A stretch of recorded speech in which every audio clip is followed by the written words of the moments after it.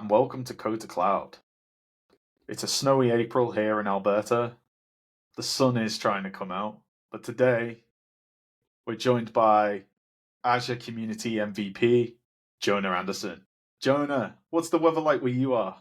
Yes. Hi, Kevin. Yes, the weather. The weather is actually cloudy where I am, so you It's got not it bad. better. I live in mid north Sweden, and it's like not summer yet on my Right. side, so you know how it is to work in the north hemisphere. But the weather is cloudy, but my attitude and my vibes is good. That's great. You always bring the energy. Thank you. I mean, I've worked with Jonah for a few years now. Like, her her rise to fame is probably understating it, right? Like you're Yes. everywhere, Jonah. Everywhere I go, you're on all the socials. You got the book.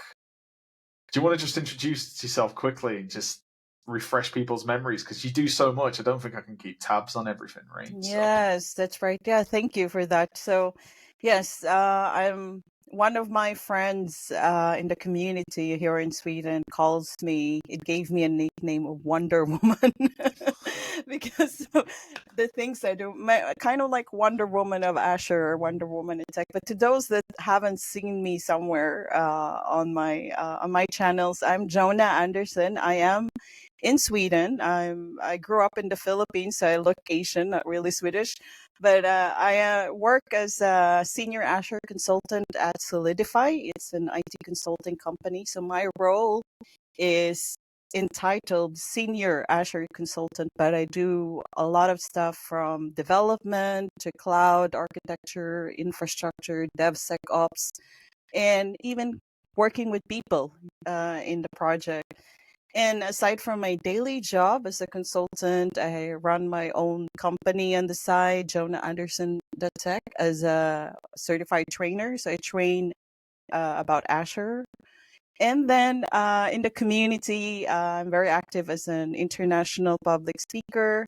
I lead and founded Azure User Group Sweden, where we have Azure sessions biweekly. I do podcasting once a month, and I'm very active in my social media, sharing about like tech updates and anything related to Azure or development. So that's me, the short version. I mean, that's the short version, right? That's Yeah, a I lot forgot right I there. wrote a book as well. I had a book, yeah, that I know. you Um, helped me. You helped me a tech review and also that one. Yes. Go and get the It's book. great. Go and get the book. It's Yes. great. I also have a copy. But yeah, we were just chatting, right? Mhm. I like to think that me and Jonah come from the different ends, right, of the developer experience, right? We were joking about security teams and stuff like that, right, in the developer world. And the way that DevOps has matured, or DevSecOps, right, or platform engineering, right, which is a bolt on Yes. to DevOps, right? We've seen a lot of that lately. Yeah. Um, but the, you know, Jonah, you've still got your street cred intact, right? You're out there working with developers. What are you seeing out there, right? From a point of we all use cloud now, right? Hmm. So Yes. how are developers consuming Azure these days? Is it still containers? Is it web apps? Is it more still Azure SQL services? Well, what's going on? Yeah, it's interesting. That's also a great question. Pretty broad in a way that every project is unique, right? So I can be in a project last year, which is like using containers, and the project today using different approach. But in my since we're focusing on now in my current project right now, we are one of the leading uh, IT projects in my client where we use completely Azure in terms of our microservices. but we don't have or have not implemented containers yet, even though I speak a lot about it in my conferences. But we do use microservice architecture approach with app services, Azure API management, and .NET, DevSecOps with Azure DevOps, and different tools that we have today. But the developers in my project, my colleagues, are very high level in a way that they do development at the same time. They're very proactive, very logical, and think in finding solutions, what's best for the business use case. So communication between teams and having the flexibility of trying things out with a POC. It works. Let's do this.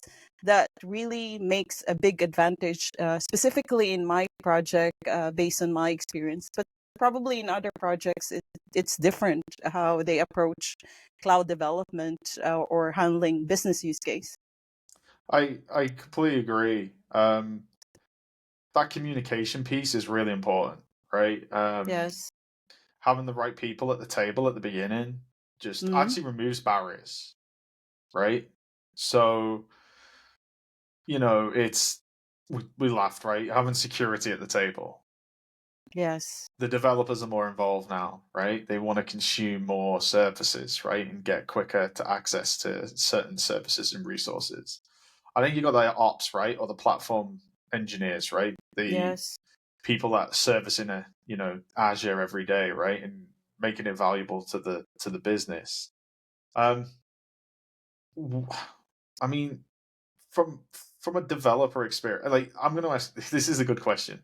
Yes. So, because this is a question I get asked a lot. Really? Yeah. Great. Right. Who are And the people that ask you? Like developers as yeah, well? it's developers, customers, and Oh, okay. the number one question is, should I use Azure DevOps or should I use GitHub? Oh, I think I heard that question as well. Right? And I get Yes, asked it yes, all the time, right? And I'm just wondering, yes. do you get the same questions? Yeah, What I are do. your tricky questions, right? Yeah, they are tricky, and both are actually Microsoft products as well. Exactly. Yes, I get that question as well, and also interesting because the consulting company that I work for as a consultant, we are like a GitHub partner, and we're also big in using Azure DevOps. So we're Right. like caught up in between, like divided customers using GitHub, divided users using Azure DevOps. But I think if I were to answer that question, I think I would do the consultant or It developer way. depends. It depends on the use case, what it is for, what is the scenario. But I think Azure DevOps and GitHub are meant to be integrated together. And Azure DevOps is more for enterprise grade type of DevOps solutions, in my perspective. GitHub is more like open source. It can be used for business as well. A lot of development happening there is what I noticed with code spaces and Copilot. Yeah. But there's also an integration going on. Like, for example, recently I did an investigation and analysis in my project how to implement DevSecOps using GitHub advanced security like feature in ADO. Because that became available also recently. So Yeah. it's different. That's the Defender for DevOps Yeah, tools, yes. right? And Defender for that's DevOps, yeah, yes. yeah, and that's like code scans. That's like scanning your containers to see if there's Mm, vulnerabilities, because you shouldn't really pull Docker images, right, from Docker because yes, they're not yes. secure, right? But it's automating those checks as much as possible in the beginning, right?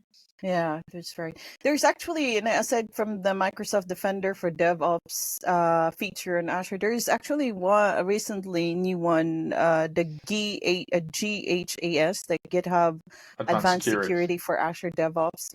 So I did try that, but it was interesting because in my project we use different tools for our repositories everywhere. So I wanted to implement that security scanning, GitHub Advanced Security for DevOps for our like Terraform on Azure DevOps, but it doesn't support Terraform yet. So that was one of the limitations. Interesting.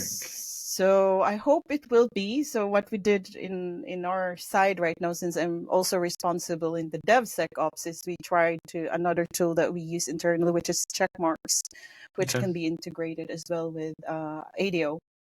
Okay. But not Awesome. yet with Terraform.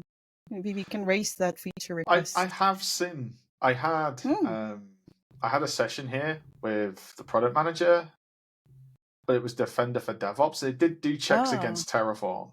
So okay, because that was the first question I asked. I was like, does it do Terraform? Right? Oh, They're like, yes. yes. So Yes. that's important, right? Because Bicep is native. We know this, but like a lot of customers are using Terraform out there, right? So Yeah. but I'll check that out.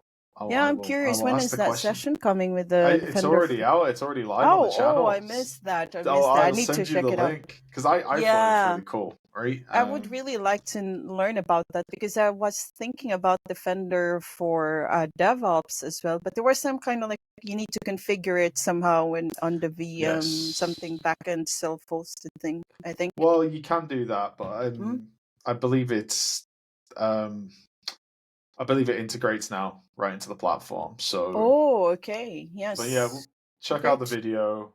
Hear it from the expert, right? Not from not from me. us. Not from us making up things. Hear it from the people behind the technology. I will do that. Yeah, I really enjoyed it because it was like I can, from the beginning of my journey to the end of my journey to deployment, right? I can set up secure patterns at the end of the day. I like right? that. So, yeah, I know me. So yeah.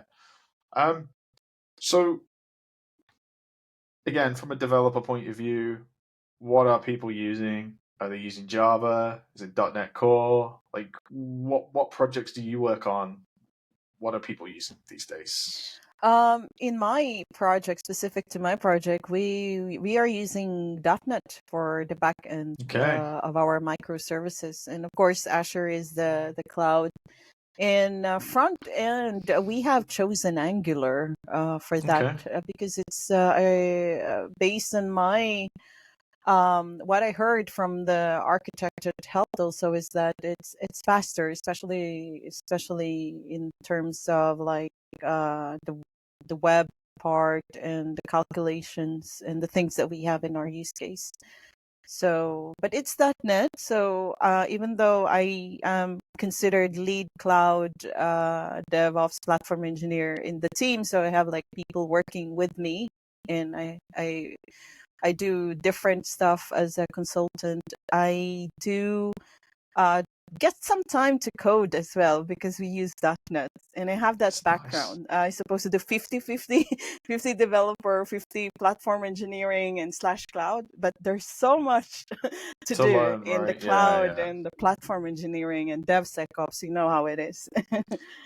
I find the more senior you get, the less hands-on keyboard you actually do.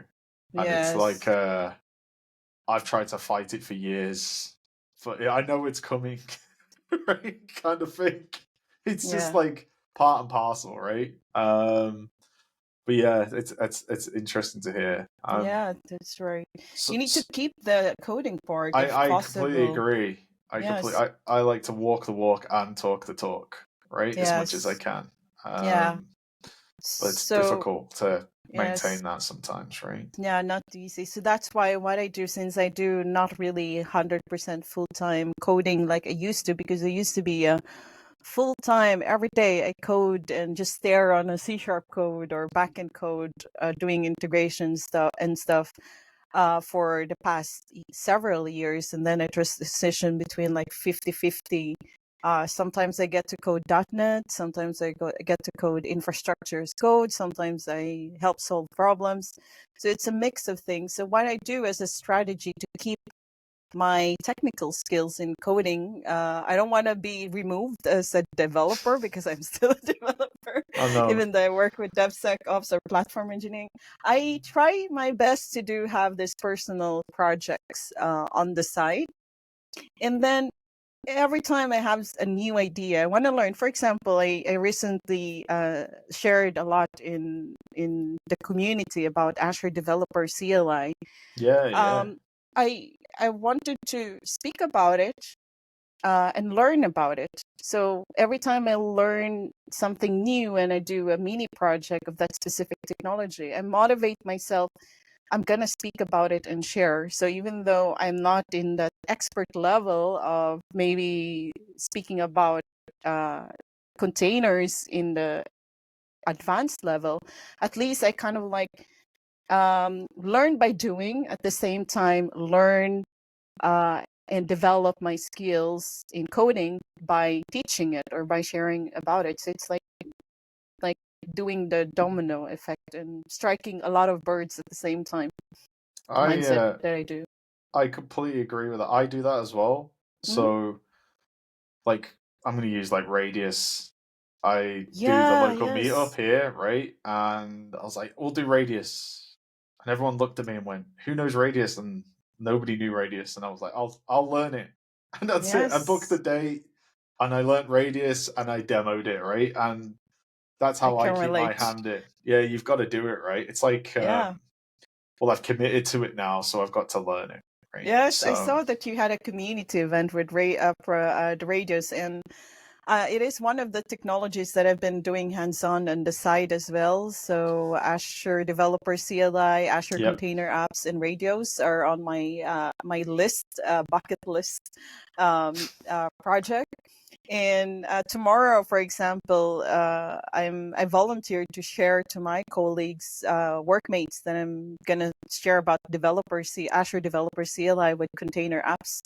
Just because nobody knows about it, the developer team has been working with app services, and That's they have right. no idea that there are new stuff out there that are good for different purposes. No, I'm really big on trying to keep the infrastructure as simple as possible. Mm, yes. Because if you stick a load of engineers and developers in the room, they'll over engineer it, right? Like Mm. they can't help themselves, right? Like they want all the bells and whistles, they wanna do all the crazy stuff. Whereas I'm like, I don't want to get cold at the weekend, right? That's like Yeah, my mission. So it's like, that's well, great. what? Well, yeah. I mean, like, I used to work in a place, Mm, yeah. and people saw it as a reward if they got called out of hours. That was the Mm, culture, right? Whereas I saw it mm-hmm. as, why do you want to be called out of hours, right? To spend three Yeah. hours on something, right?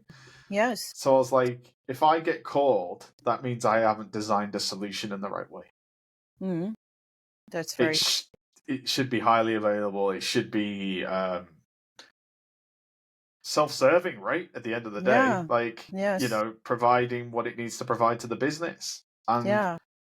that was the culture of the organization, was no, like, being on call and getting a phone call was like a reward. And I'm like, I'm sure you've got plenty of things to do, right? So Yes. does that work? We got it to do fireworks before, Yes. Yeah. but There's something with a gesture on your camera, I think. yeah, it is, right? Yes. Yeah, can you talk a little bit about the Azure Developer CLI? Because I saw it got announced. I haven't really Mm-hmm. played with it myself, right? But what is it? What is its main purpose for? Yeah. So Azure Developer CLI, I think it was re-announced by Microsoft Teams handling it, I think somewhere in November 2023 or last year. Right. And when I first saw it, and I read about it, I got really interested. And then I started working on it, and then speak about it in conferences, and even recently, last year, on the Microsoft Build Sweden. So I was at the Microsoft office, shared about it at conferences. But Azure Developer CLI, also known as ACD, it's like a open source developer tool for developer. It's like developer centric, meaning it's more focused on developer productivity and having this workflow process from code to cloud, exactly as the show is called, I from mean, code yeah. to cloud. And when I think about it, it reminds me of this show, actually, because you're coding as a developer. You have the Azure Developer CLI has this like boiler template, or awesome templates. They call it awesome ACD. So you just install it locally. You can do that using PowerShell.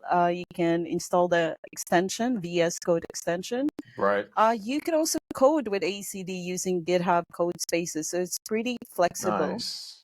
But what it does is that it has all the things that you need on your developer workflow. That's why it's developer centric. So in the typical ACD template, you choose, like, let's just say you want to build a microservice with Azure Container Apps. You choose that template, and you got everything in that template from DevOps part. So in the DevOps folder, you have the option to configure your GitHub, Dev Container, and then ADO, Azure DevOps. And then you got the infra folder where you can, by default, it's Bicep, but you can switch also to Terraform using a guide. And then there's a folder specific to front end, the back end, and then the configuration. And then using the command lines like ACD init to initialize. Yeah. Next, you do your coding configuration with Azure, ACD up, and then it deploys all you have coded with the pipelines to your specific configuration to Azure in just minutes. So it's kind of like removing the, what do you call them, the middle layers that the typical traditional development, right? Like, hey, I'm done with the front end. Let's talk to the back end, guys. I like this team, because it's always separation of teams, right? But this tool, I'm really impressed by it because it allows collaboration and it allows developer efficiency and productivity, which is, I think, very amazing, because as you said, you don't want to write too much code that are useless. You want to write as much less code so you can automate it. It heals, you save time. And that's what we need today as developers or engineers working with code to cloud, if you know what I mean. I really like the sound of that. I like the way that it's descriptive in the flow. So you mentioned all the folders in there, right? With building out the layers. This is how I deploy an app, right? At the end of the day. I'm going to try that out myself. Yeah, I did write a blog about it. I can actually share. Share it up in the show notes. Yes, that sounds amazing. Yes, yeah, I'll share the links. It would be good also for the listeners or the viewers of this episode. So it's really good, and I like it in a way because I'm a person or a developer that I speak a lot of conferences about different topics, but I want to be inclusive in what I teach and what I share. Yeah. And that includes how I wrote my book, for example.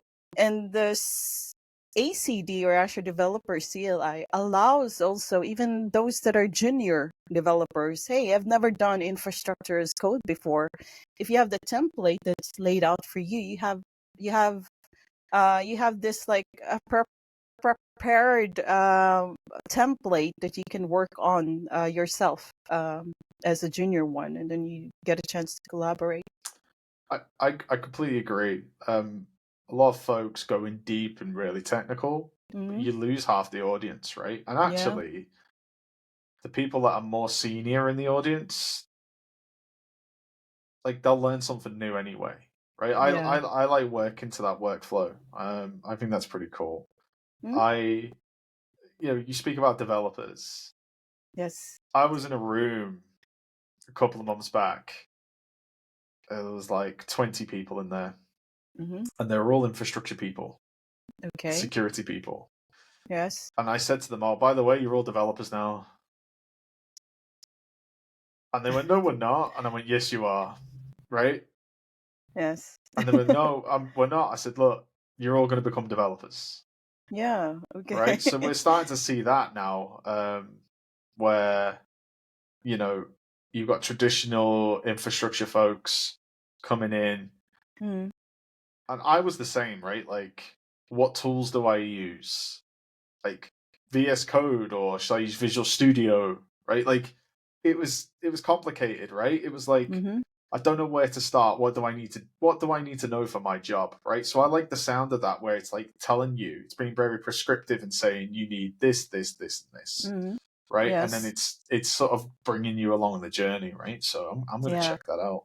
Yeah, I'm gonna send links to others about that as well. So there are like they have this like awesome ACD templates like that I think it's Microsoft hosted where like you can the users, it's open source so everyone can contribute from Microsoft, from the community, and if you have like a normal developer that has implemented this in your own specific way, you can contribute as well. So I really like that open source part of the tool as well. So I hope that many will use it and implement it, and it's really ideal for proof of concept as well. So if you have like a thing you want to start with your team, so it's good for collaboration. So, are you using GitHub Copilot in anything that you do? Not in my project yet. But first, Oh, not in my project. No, because I'm about to introduce the GitHub Copilot to my colleagues. It's very special customer I have because need to be approved before you can do things, right. data and stuff. But I use Copilot on personal projects on the side, but not every day at work. I cannot live without it now. Yeah. I've become How does it feel? Tell me. so Does I it code start. better than you? It does. Do you know what? Right. So it's learning all the time, right? It's Hmm. getting smarter, right, or more accurate, right? I would say. And I did a commit a couple of months ago, Yes. and the guy was like, "You didn't write that code," right? And I went. How did it was too perfect. It was like, I got it because you can go in and say, comment this code, and the comments are beautiful. Or if you're in Terraform, you can create a variables.tf file and say, write me the variables for the main.tf. And it just Yes. does it all for you with comments, and it looks very nice. It's really well presented, right? And I'm just like, that saved me hours, like literally Yeah. hours, right? So I gotta, I've become very lazy. Like, I use it for Oh. everything. It's really Oh, good. really? Yeah, yeah. Yes. Yeah. I haven't used it a lot to be honest. Not specifically at work, but I have a plan to share about it. I'm gonna like do a proof of concept to kind of like share it to the colleagues, especially developers that they need to use it, especially in the infrastructure as code as well. It's not just like .NET, but it's very, very useful in everything. I like to use it. Say if you don't know something, Hmm. Yeah. you can ask it a question, or if it finds an error, it tells you why it's happening, rather than just Hmm. having that squiggly line that says there's something wrong. Hmm. It actually tells you what's going wrong and how to fix it. And I'm like, it's like a coach. It's like it's Yeah, it coaching is. you, I right? like it. So Yes. it lowers that barrier. So Yeah, you it don't have to is. be an expert, right? You can just say, I'm trying, I don't know, I go in there and say, write me a manifest file for, APIM or something like that, right? Hmm. And it will go, whoosh, there you go. Yes. And then I Yeah. go, write it again in bicep. So it does the Terraform version, and it does and it's like, Oh, I like. Now you're trying to motivate me, Jonah. Start using Copilot at work and be lazy. it's, but you're Just like, kidding. It's good assistant. it's That's why good. it's It's a good Copilot, assistant. right? Exactly, I'm right? actually motivated to try it more in my coding, especially at work. I just need to be very careful how I use it because, of course, you need to learn the prompt engineering the proper way also. That's And what right, are you yeah. trying to give in? What are you trying to let it access within the repository itself? But in my personal project, I think that would be awesome. And speaking of Copilot, I recently got a preview of the Azure Copilot that I did actually Right. try this week. So I got a preview. So in my Azure account, you can actually like ask the Copilot which of your resources are like consuming or not being utilized. So it can tell you using the Azure Resource Manager and how it did the command. But it's still in preview, so I hope to observe it, test it, give feedback, and hopefully I can share more about it to the community, maybe in a talk someday. Yeah, I did see it announced. I didn't Yeah. realize it did like efficiencies, right? That kind of thing. Yes. That's going to be really powerful, right, for our customers. But that's interesting. Yeah. It's not really like probably stable because it's still preview, but I'm It's glad I new, got a right? chance to, I think public preview, those people that requested got access to try it, but they did warn that it's still preview. In Copilot, you have this number of queries you can do per Like day. tokens, right? Yeah, Yes, yeah, yeah, they have a limitation and stuff. But it's really amazing how coding, working as a developer today, just going back to the development yep, and coding to cloud, it's really amazing how developers or development have been transformed because of AI and cloud computing today. It's not, if you're a developer today, you need to learn at least the basic of all these things related to cloud and cloud native. Otherwise, you're kind of behind, in my perspective. I agree, right? Yes. Like, I'm always banging the drum. Like everyone's going to be a developer, right? And I was the Yes. guy that was building data centers, right? That's my background. But now everything I do is programmatically, right? Yeah. So yeah, it's not even it's not even a future thing anymore. It's like normalized, like current, like you should be doing it already. Like Hmm. it's not, so but it can be seem overwhelming or Yeah, it is. in, intimidating at first, right? You see all that code and you're like, I don't know what it does, right? So it's Yeah. just like breaking it down into chunks. Yes. But what was I going to say to you? Because I'm just conscious of time. Um, Yeah. very quickly, what is your top 5 skills that you think people should be keeping an eye out for? Yes. Yeah, that's a great question as a finale as well, because I know that yeah, we are also conscious of time. But um, I believe that, of course, number one, if you're a developer, or you can, I mean, I don't want to focus developer because we can work in tech and we can be working in different things like I do. I'm a consultant. I work with development and infrastructure, but I think the skills that, of course, a basic like development skills, or learn at least one programming language that you're really good at, because if you, for example, can code.net, then you're going to understand the rest of the languages. And then also programming skills, cloud computing skills.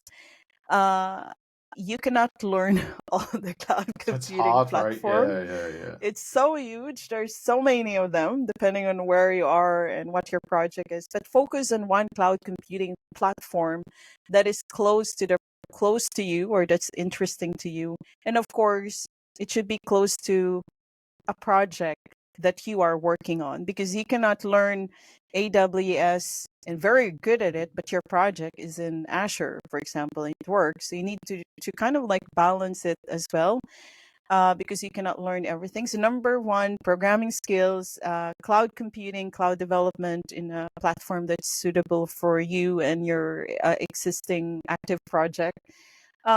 Soft skills are also important. Being able to collaborate, communicate, and truly understand other people's perspective, especially in a project, are very important. And also the attitude of continuous learning. So don't stop where you are. Keep learning. Learning can be overwhelming when you have all this evolution of technologies in the cloud and AI. But take it easy, take it slow, find your focus, find which is the best and suitable for you. So keep learning. And then number 5 skills is that the skill and ability to share what you think could help others. So, for example, problem solving. So if you solved a problem or you learned something new today at work, in your mini project or something, either it's technical or non-technical, share it to others, because I think it will make a difference to those that probably need it in that right moment. You don't know, but if you keep sharing, I think it will create some magics along with those other 4 skills that I mentioned as well. I didn't mean to put you on the spot there. I'd have been happy with 3. I just top 5, but they were all golden. By the way, I Yes. couldn't Yeah. agree more. Like, I tried to choose multiple clouds at the beginning. Can't be That's done. smart. I know, right? But like, I remember training for like AWS, Okay. and I never got a job Oh, I'm using not good with AWS, AWS. right? I focused on Azure, so that's why. Every job that I had was Azure, right? So I just went, I'm going to learn Azure, and now Azure is so big that you can't learn everything in Azure, right? Mm, So picking one cloud, getting really good at one development language, learning how to become a developer, mm, you can pivot, right? From that. yes, That's going to set you up for success. So and I share couldn't. as well to Oh yeah, others. yeah. Don't be a gatekeeper. It's not the Yes, '70s, right? yeah. Like, just sometimes when you're teaching people, Hmm. it means you truly understand and you validate your knowledge, right? Yeah, Like, I do martial arts, and when I show other people, it I'm nervous, but then I'm also like, and they learn from me, it validates that I'm doing it the right way, yeah. right? So That's really good. And then when you see also the people that you shared knowledge with, that they are growing, it's a that's validation awesome, also. That's awesome, right? also awesome. Yeah, Like, yeah. you must have done your purpose as a developer, like, or a teacher or a trainer. But I think also it's like coding, right? The more you do it, the more you learn in action. The more you also share, the more you also like learn from it, because you can explain. If you truly understand, as you said, you can explain it in your own way, and then if you produce a fruit of that explanation, you see people grow. That's amazing. So absolute golden. What's next for Jonah? What's on the horizon for this year? Because you're doing everything, right? Anything big that you can share with us, or are you just like, I need to check um my diary. It's absolutely rammed, right? Yeah, my year 2024 is already full booked with conferences in within Europe, at least until I think until September, October. So I have like conference coming up already. So those are I know are coming up. I'm also building a course with O'Reilly about cloud engineering as well. And for me, it's more like finding time to not write a new book, of course, but finding time to catch up with new technologies coming up, like a lot of things. Cloud native. My goal is to work more with cloud native and share it to the community. Awesome. Well, Yeah. that sounds like a recipe for success, but it Yes, sounds like and you're going to be. security also. We talked about DevSecOps, so security is also very important. So I'm preparing myself to certify with security certifications like the AZ 500 one. But I didn't have the time yet. I'm doing the action already before taking the exam, implementing DevSecOps in my work before I take the exam. So that's amazing. Sometimes that's the better approach. That's how Yeah, I work because I learn by doing, right? yeah, Like, so it reinforces that knowledge. So yeah, it's not wasted. That AZ 500 was one of the harder ones that I yeah. I took. know it is. I just refreshed it, like, but it's a really good one to have.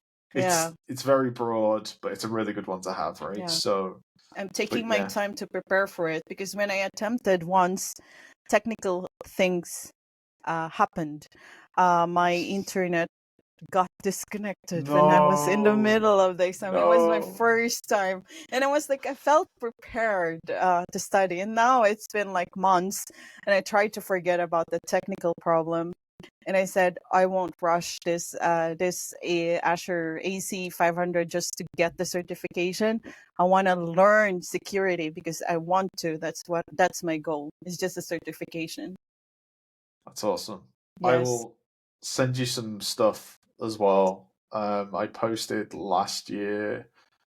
I'm going to get the company's name wrong. I think it's ISC2. Right, anyway, I probably got that wrong. Okay. They do a free like cybersecurity like certification.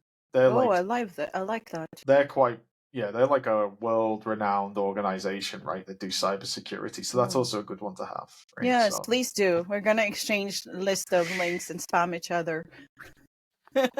Crisscross. All right, yeah. So how do we finalize our episode today? So finalizing our episode, I just want to say thank you again, Jonah, for taking time out your busy schedule. You're an absolute rock star. I always love speaking to you. It always feels so natural, like we should be, having a coffee somewhere or whatever, right? It's always you need to invite me to visit Canada someday. I am. Well, or you come to Sweden, I'll try to welcome you. I always wanted to go to Sweden, but I think Jonah's alluding to the tech conference that I'm going to put on next year, right here in Calgary. So we will have you there. Do not worry about that. But I look forward to that. Thanks again for coming on.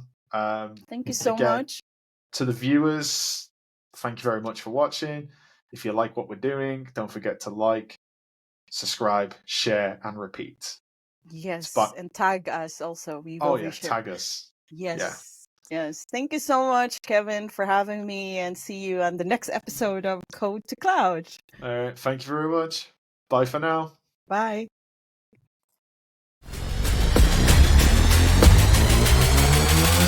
Yeah.